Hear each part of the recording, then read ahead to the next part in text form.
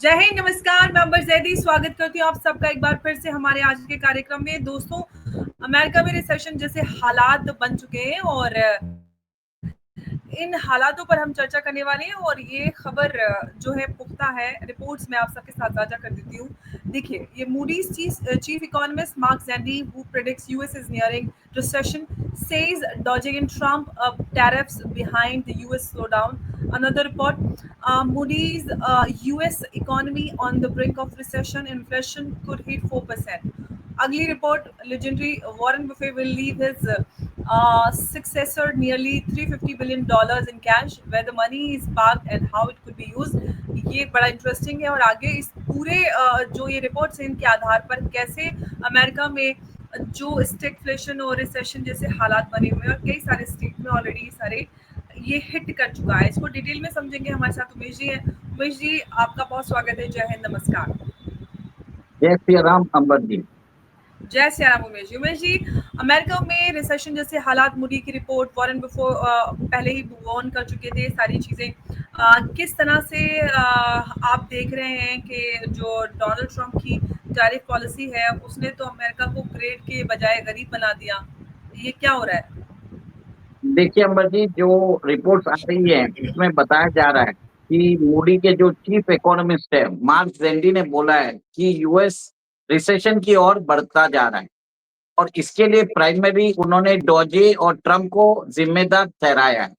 जिस हिसाब से मास फायरिंग हुई है और अमेरिका अभी तो शटडाउन में भी जा चुका है और अभी यूएस के अंदर इन्फ्लेशन जो है वो एटलीस्ट 2.7 टू 2.9% है। वो बता रहे हैं कि अगले साल तक ये 4% तक पहुंच जाएगा। अमेरिका में रिसेशन कभी भी 2% से ऊपर नहीं जाता है। अगर ये 4% जाता है तो बहुत बड़ी बात है। और इसके अलावा जो अमेरिका की जो लेजेंडरी इन्वेस्टर है वॉरेन बफे, उनके पास ऑल टाइम हाई कैश है $350 बिलियन का। इन्होंने कुछ दिन पहले चाइना से भी अपना जो इन्वेस्टमेंट था बीवाईडी के शेयर्स कंप्लीटली इन्होंने सेल करके बाहर आ गए। 4500% रिटर्न्स इन्होंने बनाया है उस स्टॉक में 15 साल के इन्वेस्टमेंट में। अब देखिए जिस ये क्यों हो रहा है, अमेरिकन मार्केट तो रोज ऊपर जा रहे हैं, पर ऐसा क्या है कि अमेरिका रिसेशन में जा रहा है? ये दोनों एक तरह से विरोधाभास बात है।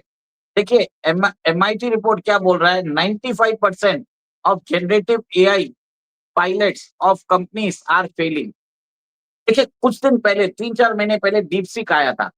डीपसीक ने एक तरह से बोला था कि मेरा कंप्यूटिंग कॉस्ट कम हो गया, ट्रेनिंग कॉस्ट बहुत कम है 95% जो चैट जीपीटी जो यूज करता है।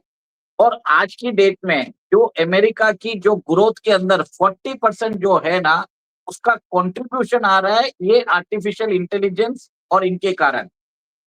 और देखिए सबसे बड़ी बात क्या है, आर्टिफिशियल इंटेलिजेंस के लिए आपको प्रोसेसर्स रखना पड़ता है, आपके पास ग्राफिक प्रोसेसर्स होना पड़ता है, फिर मेमोरी चिप्स होनी पड़ती है, स्टोरेज के लिए डेटा चाहिए, इसके लिए एक अलग ही तरीके का एक तरह से सर्वर्स बनाना पड़ता है और कूलिंग सिस्टम्स बनाना पड़ता है। तो इसके कारण वहां पे इंफ्रास्ट्रक्चर जो होता है वो बढ़ गया है और इसके लिए आपको डेटा सेंटर्स भी बनाना पड़ता है। देखिए ये बहुत बड़ा इन्वेस्टमेंट हो चुका है। अब ये देखिए कि ये बताया जा रहा है कि मैकिन्सी ने बोला है 2030 तक $7 ट्रिलियन का इन्वेस्टमेंट चाहिए और 2025 में कम से कम $1.5 ट्रिलियन का इन्वेस्टमेंट होगा। आज अमेरिका के अंदर जो सबसे बड़ी बात है कि उनकी जो कंपनी है एनवीडिया, उसका मार्केट कैपिटलाइजेशन $4.6 ट्रिलियन है। का जो वैल्यू है it is greater than the GDP of India. India का जीडीपी 4.2 है। सोचिए इतना बड़ा ग्रोथ आ रहा है। अब सबसे बड़ी बात यह है कि जैसे डीपसीक ने आया और उन्होंने बोला है कि 95% मेरा कॉस्टिंग कम है, तो उसके कारण अमेरिका के अंदर टेक क्रैश आया था। उस समय सारे स्टॉक्स एक तरह से स्लाइड हुए थे। देखिए चैट जीपीटी जब आया था ना, उसके लिए कुछ मिलियंस ऑफ डॉलर्स लगे थे। फिर चैट जीपीटी 4 आया था, उसके ऊपर भी $50 मिलियन कुछ लगे थे, या मतलब कुछ कम ही लगे थे। पर जब चैट जीपीटी 5 आया है, उसके ऊपर बिलियंस ऑफ डॉलर्स लग रहे हैं। अब इसके कारण जो पैसा तो खर्चा हो रहा है पर कोई रेवेन्यू जनरेट नहीं हो रहा है। कितने लोग हमारे अंदर चैट जीपीटी के अंदर मंथली सब्सक्रिप्शन देख के यूज कर रहे हैं। और इतना बड़ा इंफ्रास्ट्रक्चर के लिए आपको क्या करना पड़ता है, आपको डेटा सेंटर्स बनाने पड़ते हैं।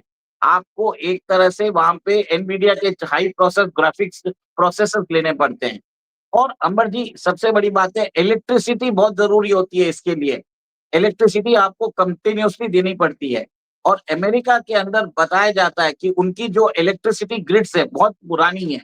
और आज की डेट में अगर कंटिन्यूसली अगर उनको इलेक्ट्रिसिटी जैसे डेटा सेंटर्स बनेंगे, इलेक्ट्रिसिटी भी उनको डिमांड बढ़ती जाएगी, जिसके कारण ग्रिड पे इफेक्ट होने वाला है। और अगर इससे ज्यादा अगर यूसेज हुआ तो अमेरिका में ब्लैकआउट भी हो सकता है, क्योंकि पूरा अमेरिका ट्रिप हो जाएगा। और कम से कम 156 गीगावाट्स की बिजली चाहिए। $7 ट्रिलियन का इन्वेस्टमेंट बाय 2030। रिटर्न्स कहाँ है? सबसे बड़ी बात यह है, रिटर्न्स बताइए। सब लोग यही बोलते हैं पैसा तो सब लोग ले रहे हैं, बट रिटर्न्स नहीं मिल रहा है। और ये चीज हुई थी डॉट कॉम बबल के दौरान भी, तो 2000 के अंदर हुआ था। और एक रिपोर्ट बताती है कि डॉट कॉम बबल से भी ये 17 गुना बढ़ा है।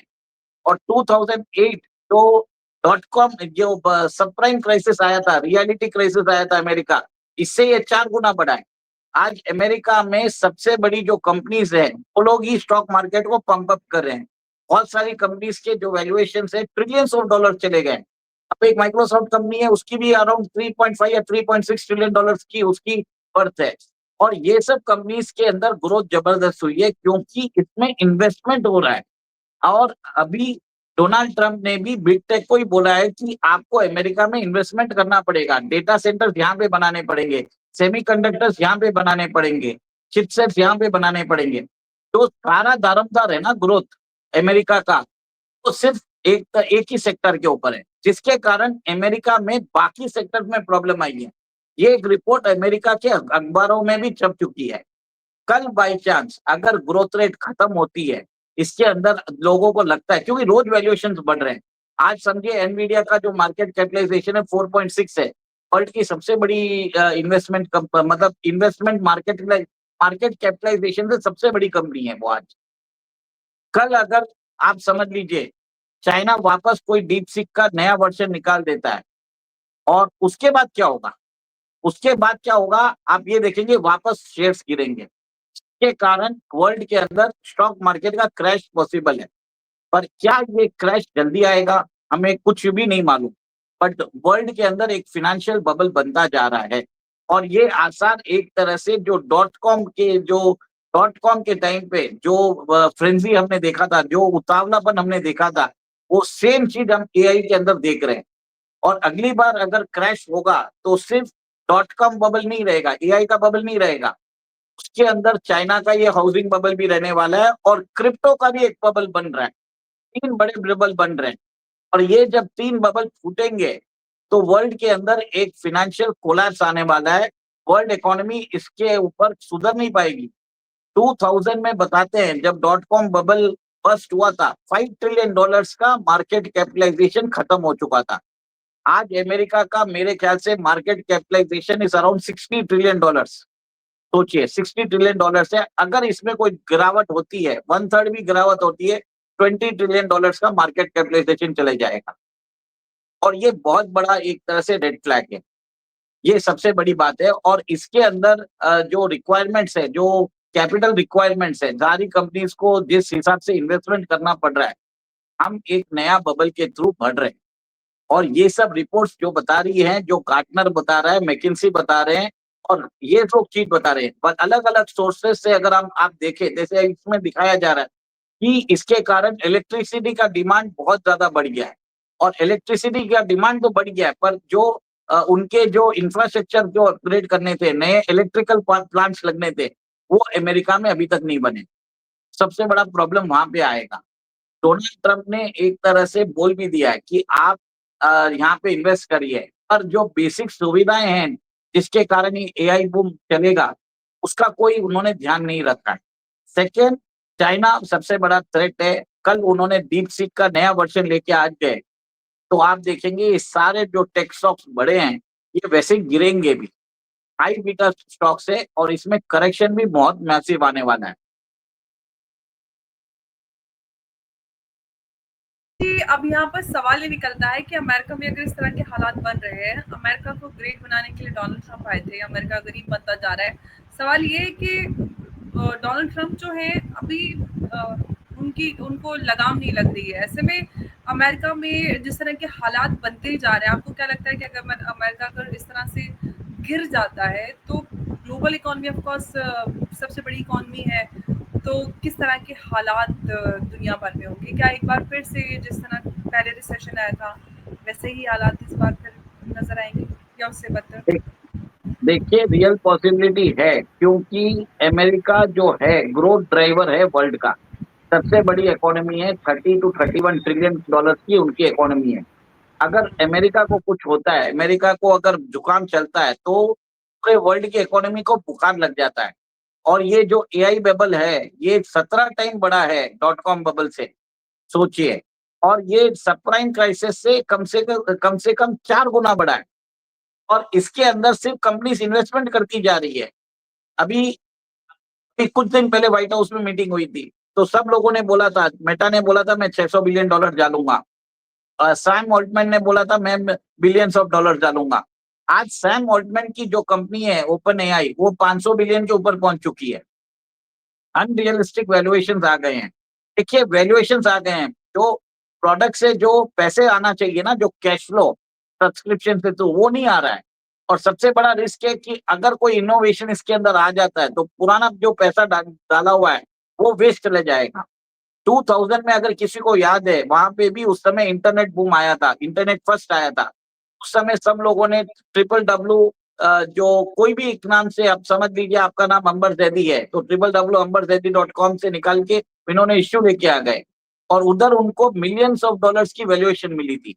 पर जब लोगों को समझ में आया कि इसमें कैश फ्लो नहीं आ रहा है, इसमें रेवेन्यू नहीं आ रहा है, सिर्फ इन्होंने जो नेचर ऑफ द बिजनेस एक तरह से चेंज करके इन्होंने सर्वर्स में इन्वेस्टमेंट कर दिया, सब चीज कर दिया। तब जब इनको रियलाइजेशन हुआ कि एक्चुअल रेवेन्यू नहीं आएगा, तब वहां पे सेलिंग आ गई थी। क्या आज हम उस बबल जोन में? डेफिनेटली नहीं है, अभी तो नहीं है। बट जिस पेस में बढ़ते जा रहे हैं, तो कहीं ना कहीं साल या 1.5 साल में we will be in that bubble zone. और वो जब फटेगा, तो एक तरह से बहुत बड़ा, एक तरह से सिस्टमिक रिस्क होने वाला है फाइनेंशियल सिस्टम में। क्योंकि इस बार जो अगर क्योंकि हमेशा क्या होता है, central banks around the globe जब भी कोई क्रैश आता है, तो वो लोग एक तरह से करेंसी छाप के वो मार्केट में डाल देते हैं, जिसके कारण आपस बाजार बढ़ता रहता है। इस बार उनके पास वो सुविधा भी नहीं रहेगी, क्योंकि nobody trust US dollar. Last time जो 2000 या 2008 में था, उस समय यूएस को कोई चैलेंज नहीं था यूएसडी को। इस बार खुद लोग बात कर रहे हैं कि यूएस के अंदर $37 ट्रिलियन का उनका डेट है। उनका इंटरेस्ट पेमेंट्स बढ़ चुका है, उनका बॉन्ड यील्ड्स 5% के पास पहुंच चुका है। इंटरेस्ट रेट्स एक तरह से कम करने से भी कोई फर्क नहीं पड़ रहा है। तो इस बार जो होगा, फिनेंशियल सिस्टम में प्रॉब्लम आएगा। एक तरह से फिनेंशियल सिस्टम का कोलैप्स हो सकता है। और इसके अंदर लोगों की जो वेल्थ है ओवरनाइट मेल्ट हो जाएगी। सोच सकते हैं, देखिए ग्रेट डिप्रेशन भी आया था, 1935 में आया था, और 1938 में वॉर आ गया था। आज समझ जाइए, वर्ल्ड के अंदर बिल्डअप हो रहा है, सब लोग वेपन्स लेते जा रहे हैं। जो स्थिति 1935 में ग्रेट डिप्रेशन की आई थी, सिमिलर जो चीज है अभी बनती जा रही है। अब क्या 2028 में क्रैश आएगा, क्या बहुत बुरा क्रैश आएगा, हमें नहीं मालूम। पर जिस हिसाब से क्रिप्टो के दाम बढ़ रहे हैं, चाइनीज सबप्राइम क्राइसिस हो रहा है। देखिए, लास्ट टाइम जो था, इट वाज ओनली इधर it was a dot com crisis, और उसके बाद आया था सबप्राइम क्राइसिस। इस बार जो क्राइसिस रहेगा, it will B combination of AI, Chinese housing bubble crisis, plus bitcoin का क्राइसिस, क्रिप्टो क्राइसिस। तीनों मिला के आने वाला है। और ये एक तरह से बहुत बड़ा रिस्क है for the entire financial system. इसमें स्टॉक मार्केट्स कैसे रिएक्ट करेंगे? ये सब जो वैल्यूएशंस बन रही है ना, Ambar ji, it is just like a bubble. मतलब लोगों ने अपना हिसाब से लग रहा है कि हम लोग ले लेते हैं, क्योंकि बहुत सारे कैपिटल उसको चेस करते जा रहे हैं। तो इसके कारण एक तरह से वो बढ़ता जा रहा है। पर कहीं ना कहीं तो ऑफलोडिंग होगा, कहीं ना कहीं रियलाइजेशन होगा कि क्या ये वैल्यूएशन के सामने अर्निंग्स हो रही है क्या। और कल बाई चांस अगर डीप सीक या चाइना वाला अगर कोई चीज लेके आ जाता है, डीप सीक जैसा कुछ वर्जन लेके आ जा सकता है, ओवरनाइट मैं बोलता हूँ 15 से 20% एक 3-4 दिन में खत्म हो जाएगा मार्केट। 1 मिनट में हो जाएगा, क्योंकि उनको रियलाइजेशन आ जाएगा। और हमने देख लिया, डीप सीक जब आया था, स्टार्टिंग में आया था, तो उन्होंने जनवरी या फरवरी में एक तरह से मेल्टडाउन आ गया था। एक-एक दिन में 1-1 2-2 ट्रिलियन डॉलर्स की मार्केट कैपिटलाइजेशन उड़ गई थी। ये एक तरह से सोचने वाली बात है। बिल्कुल, लेकिन अब जबकि हम देख रहे हैं उमेश जी कि दुनिया में 13 से ज़्यादा कॉन्फ्लिक्ट्स चल रहे हैं और कई बड़े कॉन्फ्लिक्ट ऐसे रहे जिसकी वज़ह से ग्लोबल इकोनॉमी पे काफ़ी असर ऑलरेडी पड़ चुका है और अब अगर अमेरिका की इकोनॉमी इस तरह की हो जाती है और एक बार फिर से क्रैश आता है, फाइनेंशियल क्रैश, तो क्योंकि अमेरिकन इकोनॉमी भी स्लो डाउन की तरफ है और चाइनीज़ इकोनॉमी भी, तो भारत जो उभरती इकोनॉमी है उस पर क्या असर आपको नज़र आता है? देखिए 2-3 चीज़ भारत ऑलरेडी कर रहा है। फर्स्ट ऑफ ऑल हमारा जो डोमेस्टिक कंजम्पशन है हम उसको बढ़ा रहे हैं। सेकंड, हम अपनी एक्सपोर्ट रिलायंस जो है वो धीरे-धीरे एक्सपोर्ट भी बढ़ रहा है, पर डोमेस्टिक कंजम्पशन को भी बढ़ा रहे हैं, देश के अंदर ही लोग प्रोड्यूस करें चीज़ें। जिसके कारण हमारा जो इम्पोर्ट्स है, इम्पोर्ट बिल कम हो जाएगा और देश की मुद्रा को फ़ायदा होगा। सेकंड, इंटरनेशनलाइजेशन ऑफ रूपी, जैसे बॉन्ड मार्केट यहाँ पे है, एनडीबी अभी बॉन्ड निकाल रहा है, वो सब रुपए का प्रचलन जो इंटरनेशनल ट्रेड में है, वो बढ़ाने की कोशिश कर रहे हैं। थर्ड, गोल्ड का जो रिजर्व्स है इंडिया का, वो एक शॉक अब्जॉर्बर है। आप ये देखिए जब मार्केट्स गिरेगा, फाइनेंशियल सिस्टम में कभी भी प्रॉब्लम आता है, उस समय गोल्ड का दाम डबल हो जाता है। अगर समझ जाइए, अगर स्टॉक मार्केट अगर जिस पेस में गिरेगा, गोल्ड उसी पेस में अप्रिशिएट होगा। और भारत की जो डोमेस्टिक गोल्ड जो है, जो हमारे हाउसहोल्ड्स के पास है, इट इज़ अराउंड 26,000 टन्स। हमारे टेम्पल्स के पास कम से कम 5,000 टन है और हमारे सेंट्रल बैंक्स के पास अराउंड 900 टन्स है। तो भारत इज़ वेल कैपिटलाइज्ड, ये मेरा मानना है। अ, वो तो ठीक है, हम अपनी डोमेस्टिक कंजम्पशन बढ़ा रहे हैं और तैयारी है हमारी, क्योंकि ये सब जो चल रहा है अभी अमेरिका और भारत के बीच में, इसके चलते भी भारत ने काफ़ी तैयारियां की हैं, ऑल्टरनेटिव्स और ये सारे मीन्स एंड मेजर्स लिए हैं, लेकिन फिर भी बड़ी इकॉनमी है, अगर इस तरह के हालात होते हैं तो क्या असर भारत पे पड़ सकता है, ये मैं आपसे जानना चाहूँगी थोड़ा सा। देखिए, सारे वर्ल्ड पे फ़र्क पड़ने वाला है। जब अमेरिका को अगर अमेरिकन मार्केट हीट अप होता है और अमेरिकन मार्केट में बबल बनता है, उसका इफ़ेक्ट सब जगह आएगा। Bharat will be the least affected. और जो एक्सपोर्ट ओरिएंटेड इकोनॉमीज़ है, वहाँ पे एक तरह से मैसिव फॉल आने वाले हैं एसेट्स पे। इंडियन मार्केट्स भी करेक्ट होंगे, पर उसका जो स्केल होगा वो कम होगा, शॉक अब्ज़ॉर्ब कर पाएगा हमारा मार्केट। क्योंकि डोमेस्टिक कंजम्पशन हमारा है, हमारे पास गोल्ड है। सेकंड, हमारे पास रियल एसेट्स है। और अमेरिका का क्या है, वो डॉलर छाप सकता है, वो US treasury bonds electronically generate कर सकता है, लोगों को फ़ोर्स करता है कि आप हमारे बॉन्ड्स में इन्वेस्ट करिए। भारत क्या करता है, भारत ने ऐसा कुछ भी नहीं किया है, जिसके कारण अमेरिका के पास एबिलिटी है कि वो डॉलर प्रिंट करके अपना जो इन्फ्लेशन है, वो एक्सपोर्ट करता है। कहीं न कहीं ये जो डॉलर का जो यूसेज है, वो धीरे-धीरे फ़ाइनेंशियल सिस्टम में कम हो रहा है और ये डॉलर्स वापस अमेरिका जा रहे हैं। तो अमेरिका में इन्फ्लेशन बढ़ रहा है। तो सब जगह कोलैप्स होता है, तो सबसे ज़्यादा कोलैप्स अमेरिका में दिखेगा और उसके बाद जो भी एक्सपोर्ट ओरिएंटेड इकोनॉमीज़ है, उनको एक तरह से बहुत ज़्यादा फ़र्क पड़ने वाला है। जिनकी इकोनॉमी में डोमेस्टिक कंज़म्पशन ज़्यादा है, वो इकोनॉमी एक तरह से बच जाएँगे। अभी देखिए, अगर अमेरिका का स्टॉक मार्केट अगर कोलैप्स करता है, तो नॉर्थ कोरिया को कुछ फ़र्क ही नहीं पड़ेगा, क्योंकि उसने इंटीग्रेट ही नहीं किया है। उसका 100% डोमेस्टिक कंजम्पशन है, ठीक है?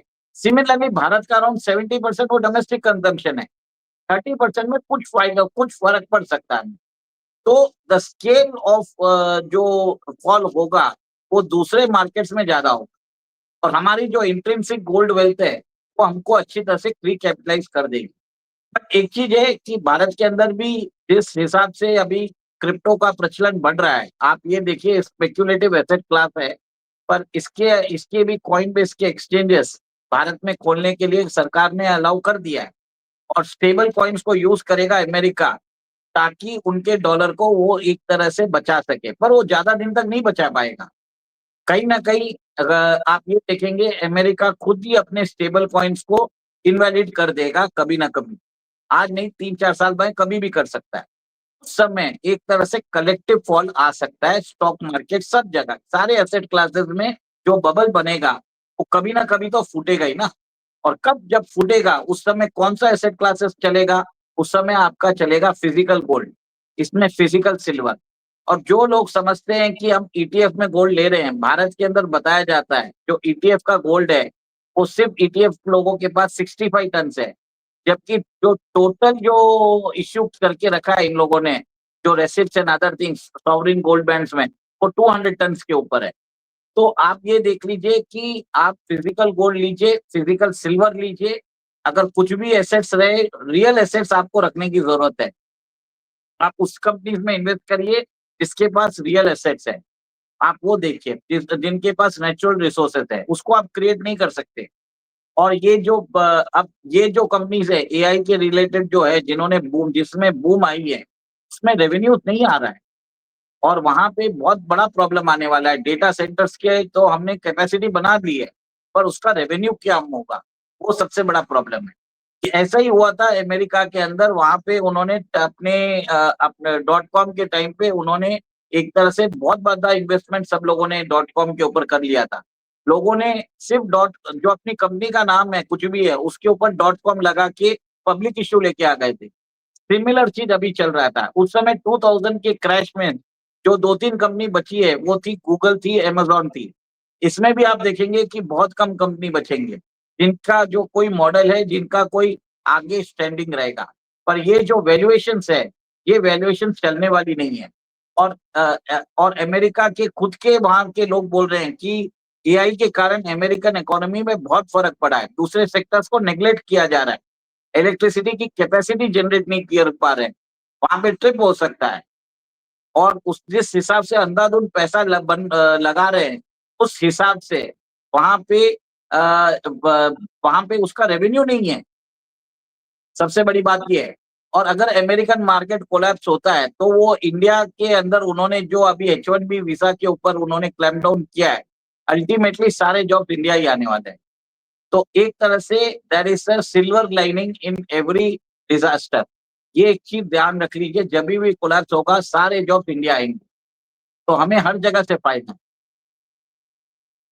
तो ये कह सकते हैं कि अगर अमेरिकन इकोनॉमी कोलैप्स होती है तो भारत के लिए एक बड़ा मौका हो सकता है, क्योंकि सबसे पहला तो ये है कि हमारा जो डोमेस्टिक कंजम्पशन है वो ज़्यादा है और इसको और बढ़ाने की दिशा में सरकार काम कर रही है। साथ ही साथ मौके भारत में आगे, क्योंकि अगर हम रिसर्च एंड डेवलपमेंट की बात करें, इन्वेंशंस की बात करें, इसमें भी सरकार काफ़ी फोकस कर रही है और आने वाले समय में बहुत सारे इस तरह के इन्वेंशंस भारत से नज़र आएँगे। तो ज़रूर हम ये बात कह सकते हैं कि आने वाले समय भारत का होगा। जी, मैं कुछ जी।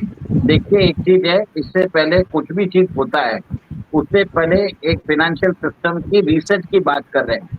ग्लोबल फाइनेंशियल रिसर्च की बात हो रही है बहुत लोगों का। और इसके अंदर सब लोग क्या कर रहे हैं, एसेट का वैल्यू को पंप अप कर रहे हैं। सेंट्रल बैंक करेंसी छाप के बाजार में एक तरह से एग्जिस्टिंग वैल्यू ऑफ करेंसी का दाम कम हो जाता है। आप जरूरत से ज्यादा करेंसी प्रिंट करते हो तो उसके कारण हाइपर इन्फ्लेशन आता है। और अगर आपका इन्फ्लेशन बढ़ जाता है और ग्रोथ होती नहीं है तो अब स्टैगफ्लेशन आ जाता है। अमेरिकन इकोनॉमी में स्टैगफ्लेशन का भी एक बहुत बड़ा खतरा है। तो सबसे बड़ा प्रॉब्लम वो होगा अगर 2 क्वार्टर से ज्यादा अगर आपकी नेगेटिव ग्रोथ होती है तो उसको रिसेशन बोलते हैं।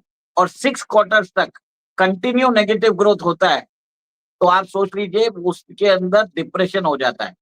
चाइना के अंदर लास्ट 20 मंथ से उनका जो प्रॉपर्टी मार्केट है कंटिन्यूसली फॉल होता जा रहा है। कोई इसकी ये बात को रिपोर्ट नहीं कर रहा है। क्रिप्टो का दाम जबरदस्ती बढ़ता जा रहा है क्योंकि ट्रम्प क्या कर रहे हैं कि कल ही उन्होंने एक तरह से अनाउंसमेंट किया है कि एवरी अमेरिकन टैक्स पेयर को वो $2000 एक तरह से रिबेट या रिलीफ देने वाले हैं, मतलब पैसे छाप के उनके अकाउंट में क्रेडिट करेंगे। तो इसके कारण वहां पे क्रिप्टो के अंदर लोग ज्यादा खेलने वाले हैं। आप वो सोचिए, खुद की गवर्नमेंट उनकी उनके स्पेक्यूलेटिव एसेट की वैल्यू बढ़ाने के लिए जो लोगों को $2000 उनको ट्रांसफर कर रही है। ये सबसे बड़ा प्रॉब्लम चल रहा है। अमेरिका तो प्रॉब्लम में आएगा पर उसके कारण फाइनेंशियल सिस्टम को प्रॉब्लम आ जाएगा। It is a financial tsunami. एक चीज समझ जाइए, और इसमें कोई बचेगा नहीं, सबको नुकसान होगा जब ये फटेगा। ये बबल जो फटेगा, जो एआई का बबल है, चाइनीज प्रॉपर्टी मार्केट का बबल है और क्रिप्टो करेंसी का बबल है, ये तीनों साथ में होगा। और कब होगा हमें नहीं मालूम, बट जब भी होगा बहुत बुरा असर होने वाला है। It is going to happen in few year. तो ये कह सकते हैं कि टिकिंग टाइम बॉम्ब है, कभी भी फट सकता है और फटेगा तो ऑफ कोर्स असर सभी पे दिखेगा। आप देखते हैं कि देखिए, जी। दो दो पॉसिबिलिटी है, या तो एक एक करके फटेगा या तीनों साथ में फटेगा। अब कैसे फटेगा हमें नहीं मालूम। जो क्रिप्टो, जो बिटकॉइन ट्रम्प के आने से पहले 40 या 50 हजार डॉलर था, आज $1.25 लाख पहुंच चुका है। गोल्ड के अंदर लोगों का इंटरेस्ट बढ़ता जा रहा है, सेंट्रल बैंक कंटिन्यूसली गोल्ड लेते जा रहे हैं। अब वहां पे डाइवर्सिफिकेशन हो रहा है रिसोर्सेज का। लोग पहले यूएस ट्रेजरी बॉन्ड्स को सेफ मानते थे, अब वो गोल्ड को मानते हैं। तो समझ जाइए, जब भी कैलेमिटीज आती है फिनेंशियल सेक्टर में, अगर कोई कैलेमिटीज आने का जैसे रहता है, सेंट्रल बैंक को इसका एहसास पहले मिल जाता है। और लेजेंडरी इन्वेस्टर वॉरेन बफे भी $350 बिलियन के कैश रिजर्व पे बैठे हैं। तो ये सब इंडिकेटर्स है, आप ये सब चीज देख लीजिएगा। और एक चीज बताया जाता है कि अगर इंडिकेटर्स बहुत सारे हैं, अगर लोगों ने अपनी स्पेंडिंग कम कर दी है और लोग आपको ये देखेंगे, डिस्पोजेबल इनकम उनके हाथ में कम हो जाएगी, क्योंकि लोग इन्वेस्ट करेंगे स्पेक्यूलेटिव एसेट्स में। और बिटकॉइन का दाम बताते हैं कि आज $1.25 है, 1,25,000। It can reach up to $700,000, मतलब $7 लाख तक पहुंच सकता है। तो ये तो अभी रैली चालू हुई है, अब ये कितना बड़ा बबल होगा हमें नहीं मालूम, but this is a time to exercise caution. आप अपने पोर्टफोलियो को रिव्यू करते रहिए, क्योंकि ये एक तरह से एसेट बबल तैयार हो रहा है। और इसके अंदर सेफ एसेट जो है, it is only physical gold and physical silver. Don't go for ETF, simple सी बात है। और बाकी जगह आपको खेलना है, खेलिए।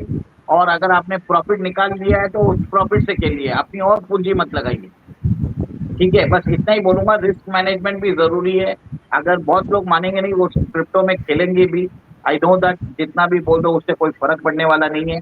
बट एक चीज है, आप सावधान रहिए, क्योंकि जो नेक्स्ट बड़ा क्रैश है, it will be a combination of an AI bubble, Chinese subprime bubble, and it will be the crypto bubble. और चाइना का debt to GDP is around 335% of GDP. भारत का डेट टू जीडीपी है 81%। और America का है 126%। फर्क क्या है वो देख लीजिए। It is going to be collapse of every sector जहां पे बबल आ सकते हैं। जस्ट बी सेफ, कितना ही बोलता हूँ। अंबर जी, हमारा ये आज का ये एनालिसिस किसके लिए दिया है मैंने, क्योंकि मुझे लग रहा है कि वर्ल्ड के अंदर बबल की रैली स्टार्ट हो चुकी है। क्योंकि जैसे ही डोनाल्ड ट्रंप ने $2,000 अनाउंस किया, मुझे ये समझ में आ गया कि ये तो सिर्फ एक फर्स्ट ट्रांच है, ये आगे भी करता रहेगा। ये अपने लोगों को पैसा वापस, एक तरह से उसने कोविड के टाइम पे भी दिया था अपने लोगों को, अब ये वापस दे रहा है ताकि लोग स्पेक्यूलेटिव एसेट्स में इन्वेस्ट करें और इसकी कंपनी का दाम बढ़े। और डोनाल्ड ट्रंप की कंपनी वर्ल्ड लिबर्टी फाइनेंशियल ने पाकिस्तान क्रिप्टो काउंसिल के साथ अभी करार भी किया है फॉर क्रिप्टो माइनिंग। तो एक तरह से जो बोलते हैं फाइनेंशियल सिस्टम को, उनके जो लीडर्स है, अमेरिकन लीडर्स, वो खुद ही रिक कर रहे हैं। तो आप लोग एक तरह से सावधान रहिए, बस इतना ही बोलना चाहता हूँ। आज का ये एपिसोड के लिए यही मेरी, एक तरह से आप लोगों को इतना स्लाइड्स इसके लिए बताया है, ताकि आपको समझ में आ जाए कि ये सब चीजें मैं नहीं बोल रहा हूँ। ये सब चीजें वेरियस कंपनी, जैसे मैकिन्सी बोल रही है, गार्टनर बोल रही है, मूडी बोल रही है, गोल्डमैन सैक्स बोल रहे हैं, सब लोग बोल रहे हैं। और इन सबको अगर कोरिलेट किया जाए, तो डॉट्स को जोड़ा जाए, तो एक एसेट बबल बनता जा रहा है और आगे एसेट क्रैश भी होगा। बस इतना ही बात है अंबर जी। तो ऐसे में सावधानी बरतने की जरूरत है। फिजिकल गोल्ड, सिल्वर और रियल एस्टेट भी कह सकते हैं, उसमें इन्वेस्ट करें और सुरक्षित रहें। सेफ इन्वेस्टमेंट करना बहुत जरूरी है। उमेश रियल जी। एस्टेट में लैंड में इन्वेस्ट करिए, एग्रीकल्चर लैंड में इन्वेस्ट करिए। और एग्रीकल्चर लैंड जिसमें पानी रहे, जिसमें पानी की मात्रा देख लीजिए कि जमीन के कितने नीचे तक पानी है। अगर अगर उसमें पानी नहीं रहे तो कोई मतलब नहीं है, सिंपल सी चीज है।